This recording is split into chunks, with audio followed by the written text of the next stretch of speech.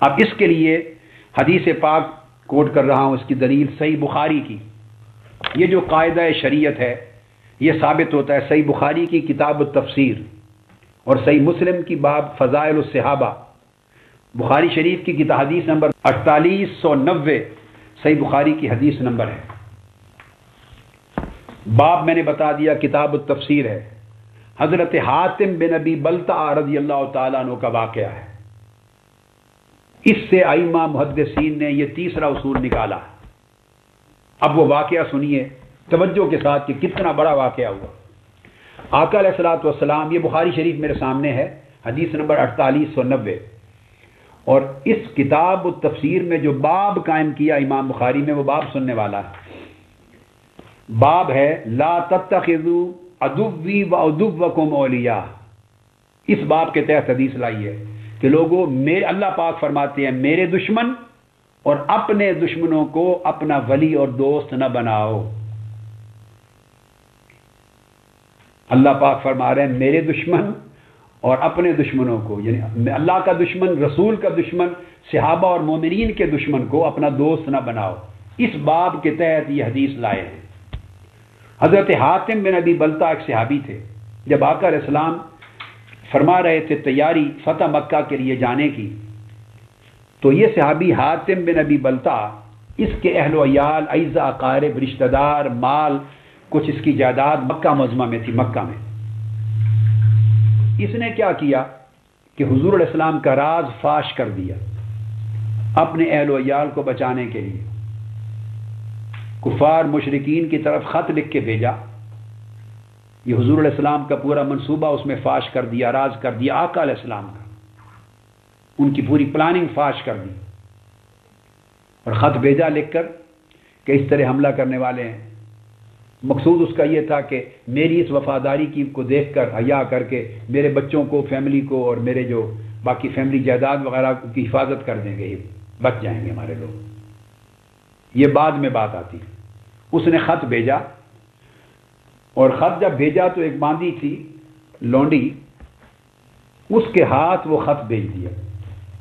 ادھر سیدنا علی شیر خدا رضی اللہ تعالیٰ عنہ کو آقا علیہ السلام نے بھیجا اور ان کے ساتھ حضرت زبیر بن العوام کو اور حضرت مقداد کو، ان تینوں کو آقا علیہ السلام نے روانہ کیا. جب تینوں کو روانہ کر دیا تو ایک مقام آتا ہے مدینہ پاک سے جب نکلیں مکہ معظمہ کے راستے میں، تو حدیث پاک کے لفظ ہیں انطلقوا حتی تأتوا روضۃ خاخ. وہ نکلے حتی تأتوا روضۃ خاخ، یعنی ایک مقام خاخ تھا. یہ مکہ معظمہ اور مدینہ طیبہ کے درمیان، مگر مدینہ طیبہ کے ابھی قریب، حمراء الاسد کے قریب تھا یہ مقام. وہاں پہنچے تو وہاں اس نے اپنی ایک لونڈی بھیجی تھی. حاتم ابی بلتع نے، حاتم ابن ابی بلتع نے لونڈی کے ہاتھ وہ خط بھیجا تھا خفیہ کہ عورت ہے، چھپ کے چلی جائے گی، کوئی چیک نہیں کرے گا، پہنچا دے گی. وہ جو جاریہ تھی وہ فرماتے ہیں کہ فاتینا، وہ کہتے ہیں کہ جب ہم فیضا نحن، ہم وہاں پہنچے، فیضا نحن بالزعینا فقلنا، ہم وہاں پہنچے تو ایک لونڈی تھی. اس کو دیکھا، اس کا نام تھا سارہ، اور وہ عمران بن ابی سیفی القرشی، اس کی وہ باندھی تھی آزاد کردہ. اس کو دیکھا ہم نے اور یہ ان کو پتہ چل گیا کہ یہ خط جاسوسی ہو گئی تھی، یہ خط لے کے جا رہی ہے حاتم بن ابی بلتع کی کفار مشرکین مکہ قریش مکہ کے لیے. سیدنا علی شیر خدا روایت کرتے ہیں ہم تینوں صحابی جب وہاں پہنچے، اس لونڈی کو ہم نے پا لیا، سارا کو. ہم نے اسے کہا کہ خط دو ہمیں جو حاتم بن ابی بلتع نے تمہیں دیا ہے. اب الفاظ یہ ہیں کہ فقلنا لا اخرج الکتاب، ہم نے کہا کتاب یعنی خط نکال کے ہمیں دو. فقالت معی کتاب، ما معی کتاب، میرے پاس کوئی خط نہیں ہے. اس نے جھوٹ بولا، مجھے کوئی خط نہیں دیا اس نے. فقلنا لنخرجن الکتاب او لتلقین الثیاب، خود دیتی ہو کتاب ہم تم سے چھین کے نکال لیں یا پھر کپڑے اٹھا کے اس میں سے لے لیں، دیتی ہو یا نہیں. جب اس کو پتہ چل گیا فاخرجتہ من قاصها، پھر الٹیمیٹلی وہ اس نے بند کیے ہوئے تھے، بالوں میں لپیٹا ہوا تھا بالوں کے اندر، تو اس نے نکال کے دے دیا، وہ خط دے دیا۔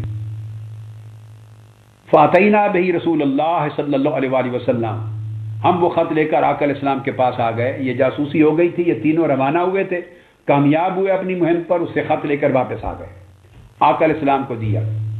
فاذا فی، آقا علیہ السلام نے خط کھولا اور پڑھ کے سنایا گیا، تو خط میں لکھا تھا من حاتب ابن ابی بلتع الی ناس من المشرکین ممن بمکہ یخبر ببعض امر النبی صلی اللہ علیہ وآلہ وسلم۔ تو اس نے حاتب نے بن ابی بلتع نے خط بھیجا تھا مشرکین مکہ کے نام، اور آقا علیہ السلام کے منصوبے کی راز فاش کر کے خبریں دی تھی کہ یہ کرنے والے ہیں۔ اب یہ حدیث ہے صحیح بخاری کے، جب صحیح بخاری میں آتا ہے کہ جب آقا علیہ السلام نے وہ خط پڑھ لیا، تو اب اس کے اوپر اب یہ حضور علیہ السلام کی اس سے بڑی گستاخی اور کیا ہو سکتی ہے؟ ظاہر کی میں بات کر رہا ہوں، قول کر رہا تھا، سن لیں، نیت کا پتہ نہیں تھا پہلے، مگر اس کا جو ظاہری قول اور عمل ہے اس میں احتمال ہے کفر کا بھی، غیر کفر کا بھی۔ اب آپ سوچیں گے کہ اس میں اندازہ کریں بھی کیا احتمال ہے؟ آقا علیہ السلام کی جاسوسی حضور کے خلاف کر رہا ہے، حضور علیہ السلام کی خبریں مشرکین مکہ کو ایک شخص پہنچا رہا ہے، فتح مکہ کے منصوبے بے نقاب کر کے گویا آقا علیہ السلام کی پوری مہم کو ناکام کرنا چاہتا ہے۔ اتنا بڑا عمل ہے، اور خط لکھا ہے تو یہ قول اور فعل بھی ہے، اور خط لکھا ہے یہ قول ہے، تحریر ہے۔ اتنا بڑا قول اور فعل ہے آقا علیہ السلام کے خلاف، جس پر آیت اتری کہ میرے اور رسول کے دشمنوں کو اپنا دوست نہ بناؤ۔ اب اس پر آقا علیہ السلام نے اس کو قتل نہیں کیا، کفر کا حکم نہیں دیا۔ آقا علیہ السلام نے اس سے پوچھا، صحیح بخاری میں آتا ہے، فقال النبی صلی اللہ علیہ وسلم ما ھذا یا حاتب، حاتب یہ کیا ہے، یہ کیا ہوا؟ آقا علیہ السلام نے تبین کیا، اس سے وجہ پوچھی کہ جو کچھ لکھا ہے، اپنی نیت اپنا ارادہ بتاؤ، کیوں لکھا ہے، کیا لکھا ہے؟ حاتم بن ابی بلتع نے جواب دیا، آقا علیہ السلام نے اب اس کے قصد کو معلوم کیا، قول ظاہر اور فعل ظاہر بالکل عیاں ہے، اظہر من الشمس ہے۔ اس پر جواب دیا لا تعجل علی یا رسول اللہ صلی اللہ علیہ وسلم، آقا مجھ پر جلدی نہ کریں، مطلب یہ ہے کہ بہت جلدی میں مجھ پر حکم صادر نہ کر دیں، کہیں کفر کا اور قتل نہ کروا دیں، مجھے سن لیں۔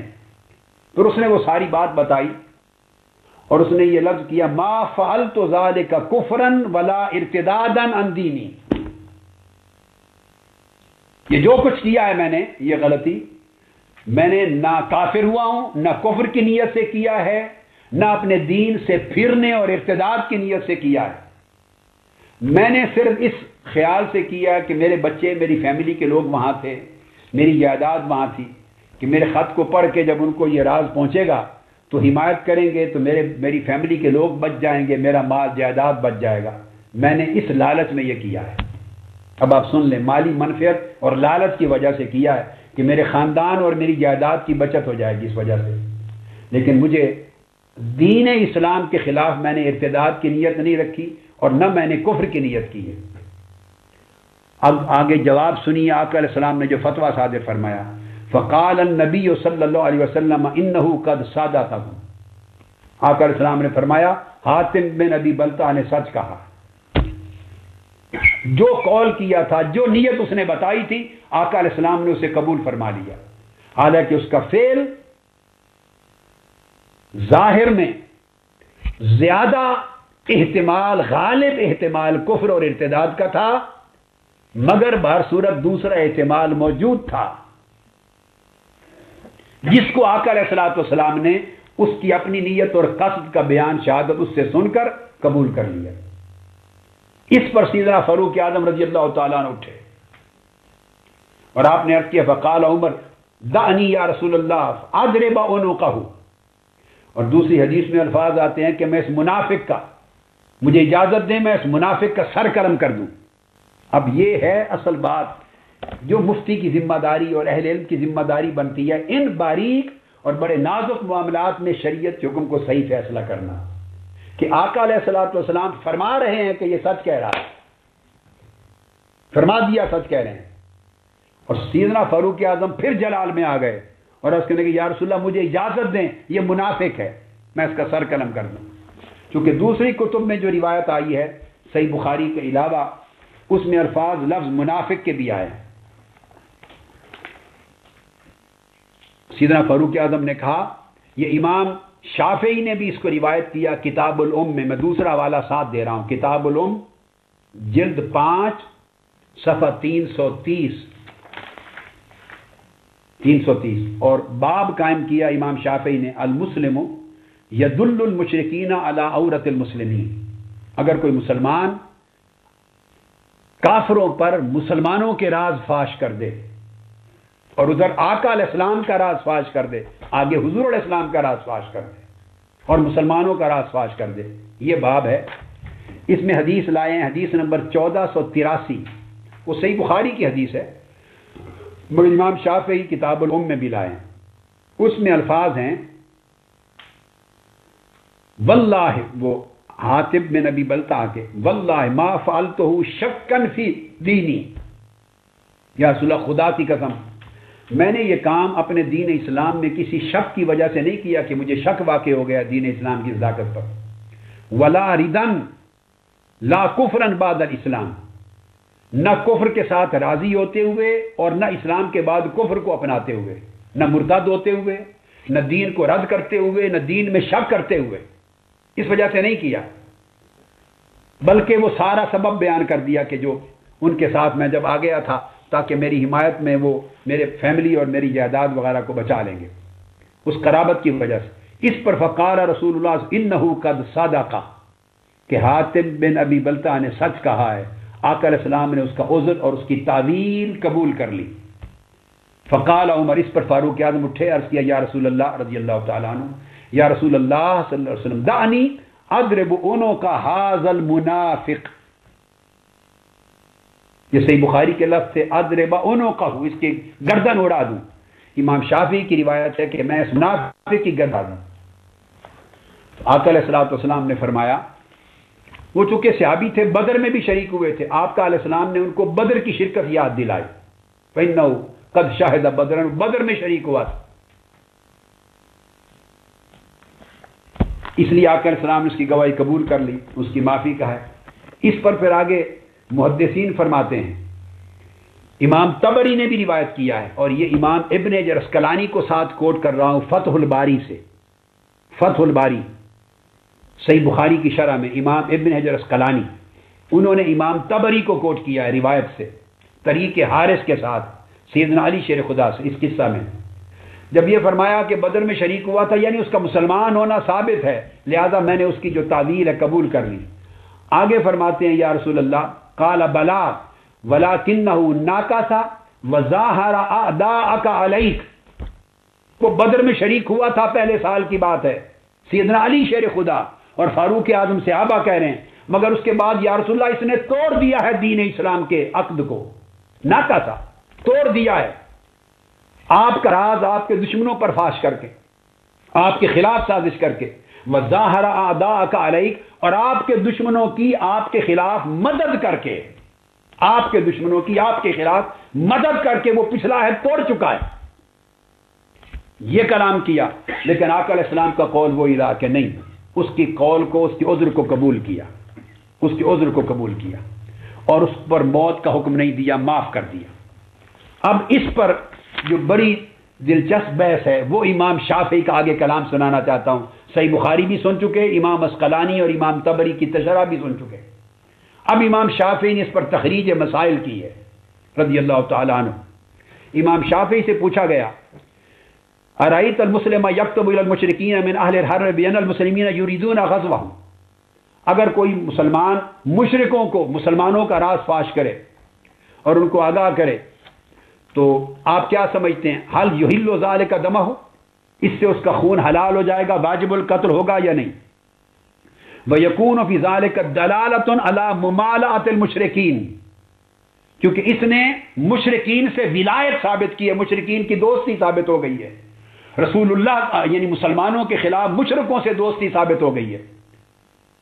اس پر امام شافعی نے جواب دیا، وقال الشافعی رضی اللہ عنہ، لا يحل دم من ثبت له حرمت الاسلام، شافعی نے فرمایا، اس بات پر اتفاق ہے کہ مسلمان جس شخص کی حرمت، خون کی حرمت مسلمان ہونے کی وجہ سے ثابت ہو گئی، اس کا خون حلال نہیں ہے، قتل نہیں کر سکتے، باوجود اس راز فاش کرنے کے، سوائے اس کے کہ اس شخص نے کسی کو قتل کیا ہو تو قصاصاً قتل کیا جائے گا، اور یزنی بعد احسان، شادی شدہ مرد ہو زنا کا ارتکاب کرے، بدکاری، تو قتل کیا جائے گا، اور یکفر کفرا بینا بعد ایمان، یہ لفظ ہے امام شافعی کے کہ کفر بین کا مرتکب ہو، جیسے گستاخی ہے، جیسے ارتداد ہے، کفر بین یعنی قطعی اور صریح طور پر کفر کا ارتکاب کرے جس میں کوئی اور احتمال نہ ہو، بعد ایمان، تو تب قتل کیا جائے گا مرتد کے لیے۔ ثم یثبت علی الکفر، اور پھر کفر پر قائم رہے اس کے بعد، ایسی صورت میں ان تین وجوہ کے علاوہ کسی کا خون حلال نہیں، قتل نہیں کر سکتے۔ اب ان سے پوچھنے والے شاگرد نے پوچھا امام شافعی سے کہ آپ یہ جو جواب دے رہے ہیں، کیا آپ اپنے قیاس اور استدلال سے دے رہے ہیں یا اس پر کوئی کتاب و سنت کی دلیل بھی ہے؟ امام شافعی سے پوچھا۔ امام شافعی نے فرمایا ہاں، اس پر سنت کی دلیل ہے، سنت رسول کی دلیل ہے، میں نے جو فتویٰ دیا اس پر۔ اور انہوں نے پوچھا کیا دلیل ہے؟ اس پر امام شافعی نے یہ وہ حدیث پاک بیان کی جسے امام شافعی نے پہلے روایت کیا امام کتاب العلوم میں، یہ تو پہلے ہوئے ہیں نا، امام بخاری کے دادا استاد ہیں، اور پھر امام بخاری نے بعد میں لیا، اس پر یہ پورا واقعہ حدیث پاک کا کوٹ کیا کہ یہ سنت رسول سے ثابت کیا ہے کہ اس شخص کی دشمنی، موالات مشرکین اور آقا علیہ السلام کا راز فاش کرنا خلاف رسول اللہ صلی اللہ علیہ وسلم، اور حضور کو اذیت ملی اس سے، اس عمل سے، بعض اذیت کا عمل تھا، حضور کا منصوبہ ناکام کرنے جا رہا تھا وہ شخص، اور عمل کر دیا تھا اور تحریر لکھ کے بھیج دی تھی۔ اس کے باوجود چونکہ اس کے فعل میں، خط میں، عبارت میں احتمالات تھے، ہر چند کے غالب احتمال کفر کا تھا، غالب، کیونکہ آقا کے خلاف کر رہا ہے، حضور کا راز فاش کر رہا ہے، مگر خفی احتمال عدم کفر کبھی ہو سکتا تھا کہ پتہ نہیں اس نے کس نیت سے بھیجا ہے، اس سے پوچھے تو صحیح۔ تو آقا علیہ السلام نے غالب احتمال کفر پر فتویٰ دے کر اس کو قتل نہیں کرایا، اس سے پوچھا کہ تمہاری کیا نیت تھی، کیوں کیا، اور جب اس نے بتایا اور کہا کہ میں نے ارتداد اختیار نہیں کیا، دین اسلام کو نہیں چھوڑا، کافر نہیں بنا، خود اپنی زبان سے کہا، تو بس اس کی زبان کے کلمات پر آقا نے اعتبار کیا اور اس کے قرائن پر کوئی اور شہادتیں نہیں مانگی، اعتبار کر لیا چونکہ مسلمان تھا، صحابی تھا۔ اس پر امام شافعی آگے بیان کرتی ہیں بہت اہم چیز، فرماتے ہیں امام شافعی فی ھذا الحدیث ما وصفنا لک، اس حدیث میں جو احکام ہم نے آپ کو واضح کیے، طرح الحکم باستعمال الظنون، فرماتے ہیں اس میں طریقہ سکھایا گیا ہے کہ جب حکم شرعی لگانا ہو تو ظنون کا، احتمالات کا، مختلف گمانوں کا استعمال کس طرح کیا جائے، آپ اندازہ کریں، استعمال ظنون، مختلف گمان اگر ہوں، مختلف امکانات ہوں، مختلف احتمالات ہوں، تو ان کو کس طرح استعمال کیا جائے حکم لگانے سے پہلے۔ امام شافعی فرماتے ہیں یہ حدیث یہ مسئلہ ہمیں سمجھاتی ہے، لِأَنَّهُ لَمَّا كَانَ الْكِتَابُ يَحْتَمِلُ أَن يَكُونَ مَا قَالَ حَاتِبٌ كَمَا قَالَ، انہوں نے کہا چونکہ جو کتاب تھی، اس کا خط تھا، اس میں اس چیز کا احتمال تھا جو حاتب نے اپنی صفائی میں بعد میں کہا، صاف ظاہر ہے دوسرا احتمال تو تھا ہی جو کفر کی طرف لے جاتا ہے، جس کی وجہ سے سیدنا فاروق اعظم اٹھے کہ میں اس منافق کا سر قلم کر دوں، ان کا اشارہ تھا یہ منافق جھوٹ بول رہا ہے، اپنے آپ کو بچانے کے لیے یہ عذر بنا رہا ہے، یہ صریح ہے چیز، خط لکھنا آپ کے خلاف، سازش بے نقاب کرنا اور یہ منصوبہ بے نقاب کرنا اور سازش میں شریک ہونا مشرکوں کے ساتھ، وہ صریح سمجھ رہے تھے۔ آقا علیہ السلام نے سیدنا فاروق اعظم کے خیال کو قبول نہیں کیا، فرماتے ہیں لِأَنَّهُ فَعَلَهُ لِيَمْنَعَ أَهْلَهُ، چونکہ اس کے خط میں یہ احتمال تھا کہ شاید اس نے اپنے اہل و عیال کو بچانے کے لیے ہمدردی ظاہر کرتے ہوئے کیا ہو، وَيُحْتَمَلُ أَن يَكُونَ زَلَّةً لَا رَغْبَةً عَنِ الْإِسْلَامِ، اور اس احتمال کی روشنی میں یہ احتمال پایا جاتا ہے کہ اس سے یہ خطا ہوئی، غلطی ہوئی، زلہ کا ارتکاب ہوا، اسلام کو چھوڑا نہیں، ارتداد اور کفر کا نہیں بلکہ زلہ، خطا کا، معصیت کا ارتکاب ہوا۔ وَاحْتَمَلَ الْمَعْنَى الْأَقْبَحَ، اور فرماتے ہیں کہ اس کے ساتھ اس سے زیادہ کبھی تر معنی کا بھی احتمال تھا، یعنی اپنے اہل و عیال کو بچانے کے لیے اس نے غلطی کی، یہ بھی احتمال تھا، اور اس سے زیادہ اقبح کبھی تر احتمال بھی تھا کہ یعنی سازش میں شریک ہوا اور حضور کے منصوبے کو ناکام کرنے کے لیے خط بھیجا۔ فرماتے ہیں دونوں احتمال تھے۔ کان القول قولہ فی محتمل فعلہ، تو آقا علیہ السلام نے جو فیصلہ کیا وہ اس کے قول پر کیا جو خفی احتمال تھا، ہلکا، اس ہلکے احتمال کو بھی مان لیا اور اس پر فیصلہ فرمایا۔ وہ حکم رسول اللہ صلی اللہ علیہ وسلم فی بأن لم یقتلہ، اور آقا علیہ السلام کا یہ حکم فرمانا کہ اس کو قتل نہ کیا جائے۔ ولم یستعمل علیہ الاغلب، اب یہ بات بڑی عام ہے، ایک ایک لفظ امام شافعی کا عام ہے، دین اس طرح آتا ہے۔ فرمایا کہ اغلب جو احتمال تھا وہ تھا کفار کے ساتھ سازش میں شریک ہونا، آقا علیہ السلام کے راز کو فاش کرنا، اسلام کے منصوبہ فتح مکہ کو ناکام کرنا، اغلب احتمال تو یہ تھا۔ مگر وہ فرماتے کہ آقا علیہ السلام نے غالب احتمال کو قبول نہیں کیا، غالب احتمال چھوڑ دیا، اور جو کمزور احتمال تھا جو اس نے اپنی زبان سے کہا اس کو قبول کر لیا۔ اور پھر فرماتے ہیں کہ فَإِذَا كَانَ مَنْ خَابَرَ الْمُشْرِكِينَ بِأَمْرِ رَسُولِ اللَّهِ صلی اللہ علیہ وسلم وَيُرِيدُ اللَّهُ يُرِيدُ غِرَّتَهُ، اس نے مشرکوں کو آقا علیہ السلام کا منصوبہ بے نقاب کیا، اور آقا علیہ السلام چاہتے تھے کہ انہیں اس کی خبر نہ ہو، اس نے حضور کے منصوبے کے خلاف عمل کیا۔ اس کے باوجود آقا علیہ السلام نے فرمایا، امام شافعی کہتے ہیں افرائیتا، کہ آقا علیہ السلام ان رسول اللہ قال قد صدق، اس کے قول کو مانا اور فرمایا کہ اس نے صحیح کیا۔ اب امام شافعی سے سوال کیا گیا، ان کے شاگرد نے پوچھا، وکیل علی شافعی، کہ آپ جو کہہ رہے ہیں کہ قال رسول اللہ قد صدق، کہ حضور نے فرمایا اس نے سچ کہا۔ سائل سوال کرتا ہے امام شافعی سے، انما ترکہ لمعرفتہ بصدقہ لا بأن فعلہ کان یحتمل الصدق وغیرہ۔ شاگرد پوچھتا ہے کہ اے امام، یہ بھی تو امکان ہو سکتا ہے کہ آقا علیہ السلام نگاہ نبوت سے جانتے ہوئے، چونکہ رسول تھے، دلوں کے حوال سے واقف تھے، تو آپ حقیقت میں اس کی سچائی کی معرفت رکھتے ہوئے چھوڑ دیا۔ امکان پوچھ رہا ہے، یعنی آپ نے اس کے قول میں احتمال صدق کو نہیں دیکھا۔ پوچھنے والا پوچھتا ہے ممکن ہے کہ اس کے قول میں یہ احتمال ہے کہ شاید سچ کہہ رہا ہے، اس پر نظر نہ کی ہو، آپ نے باطنی نگاہ سے اس کے دل کو دیکھا ہو کہ سچا ہے، تو اس کی معرفت صدق کی وجہ سے چھوڑ دیا ہو، قول میں احتمال کفر اور عدم کفر کو نہ دیکھا ہو۔ سائل نے سوال کیا کہ یہ بھی تو ہو سکتا ہے۔ امام شافعی نے جواب دیا، نہیں، تمہارا یہ خیال غلط ہے۔ فرمایا فیقال لہ، ایسے شخص کو کہا جائے گا قد علم رسول اللہ صلی اللہ علیہ وسلم ان المنافقین کاذبون، اگر تم معرفت احوال قلب کی بات کرتے ہو کہ آقا علیہ السلام اس کے قلب کی حالت کو جانتے تھے اس لیے شاید چھوڑ دیا، تو پھر تو آقا علیہ السلام سارے منافقین کی دلی حال کو جانتے تھے۔ امام شافعی فرما رہے ہیں کل منافقوں کے دلوں کے حال کا آقا کو علم تھا کہ یہ منافق جھوٹے ہیں، اور قرآن بھی کہہ رہا تھا ان المنافقون لکاذبون، یہ منافق جھوٹے ہیں، اور آقا کو علم تھا کہ منافق جھوٹے ہیں، ہر منافق کے حال کا علم تھا اور اجتماعی طور پر بھی علم تھا۔ مگر حاکانہ دماءہم بالظاہر، ان کے دلوں کے حال پر میرے آقا نے فیصلہ نہیں کیا، ان کے ظاہر قول پر فیصلہ کر کے منافقوں کو قتل نہیں کیا، کیونکہ کلمہ پڑھتے ہیں، پیچھے نماز پڑھتے ہیں، شریک ہوتے ہیں، ان کے ظاہری عمل کو دیکھ کر حضور نے ان کے قتل کا حکم نہیں دیا، حالانکہ جانتے تھے کہ دل سے جھوٹے۔ تو امام شافعی فرماتے ہیں اگر دلوں کا حال دیکھ کر حضور فیصلہ کرنے والے ہوتے تو سارے منافقوں کا سر قلم کر دیتے، جانتے ہوئے کہ جھوٹے ہیں۔ تو جب سینکڑوں منافقوں کا سر قلم نہیں کیا، حتیٰ کہ اس عبداللہ بن ابی وہ جو تھا منافقوں کا سردار، اس کے جنازے تک تشریف لے گئے، اور جب پوچھا کیوں پڑھایا تو فرمایا اس لیے کہ شاید میرے جنازہ پڑھانے سے باقی منافق مسلمان ہو جائیں۔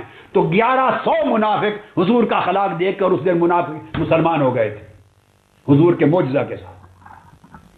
تو فیصلہ ان کے دلوں سے نہیں کیا، ظاہر حال پہ کیا۔